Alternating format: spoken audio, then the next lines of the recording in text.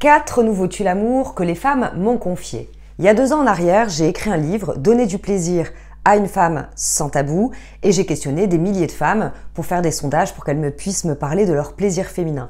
Aujourd'hui, j'ai refait un sondage, et ce n'était pas forcément demandé pour les relations intimes, mais, messieurs, comme vous le savez, un tue-l'amour égale derrière probabilité de vous la mettre derrière l'oreille.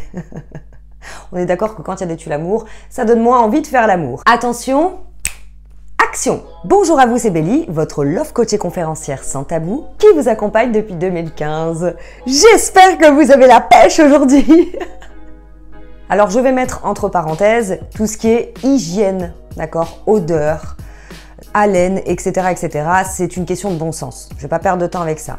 Je ne vais pas perdre de temps non plus avec quelque chose qui est évidemment les chaussettes. Bon, même si à la base vous le saviez, c'est quand même revenu énormément. Donc je tiens quand même à tirer la sonnette d'alarme au cas où. Si toutefois vous ne voulez pas vous retrouver un jour comme mon ex à qui j'avais fait ça, je me souviens du premier rapport sexuel que j'avais eu avec lui.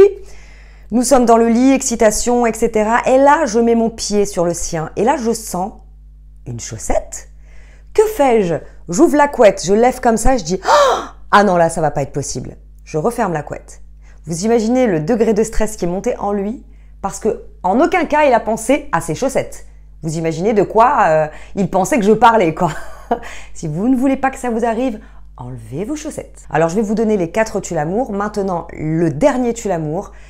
Je vais vous dire précisément en langage féminin ce que se cache derrière ce tue-l'amour. Ok? Premier tue-l'amour, peut-être que vous allez être surpris, l'attitude. L'attitude des mecs au quotidien. Il y en a beaucoup qui m'ont parlé d'hommes qui se comportent comme des adolescents. Alors quand on dit qu'on se comporte comme des adolescents, ça veut dire qu'en fait vous ne prenez pas d'initiative ou alors que vous êtes un peu en suqué comme on dit dans le sud. Pardon de le dire aussi directement, mais bon, c'est le cas. Et qu'elle soit tout le temps derrière vous. Donc il y a l'égoïsme aussi, le manque de communication et le manque d'écoute. Tout ça englobe l'attitude. Et vous le savez, j'en parle beaucoup dans mes formations d'ailleurs. Les préliminaires, le sexe, eh bien avec une femme, surtout si vous êtes en couple depuis un moment avec elle, ça va déjà passer par votre attitude. Deuxième tue-l'amour. C'est revenu dans le top des tops, donc je peux pas passer à côté. J'ai moi-même été étonnée. Les ongles sales. Pardon, messieurs, je tiens à préciser à tous les hommes courageux, qui travaillent dans la terre ou qui travaillent comme la carrosserie, la mécanique, etc. Évidemment, vous n'allez pas vous faire des manicures tous les 3 quarts d'heure. Vous mettez vos mains, vous êtes des travailleurs, vous êtes manuels dans des bouis-bouis, etc.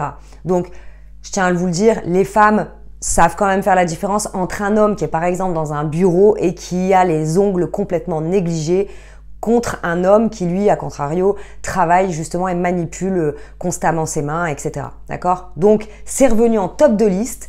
Donc, les ongles, s'il vous plaît, propres. Troisième tue-l'amour, les poils pubiens. Eh ben ouais, elles ont pas dit les poils pubiens, je vous le dis avec classe, elles ont toutes dit, c'est rigolo d'ailleurs, pourquoi? Les poils au kiki.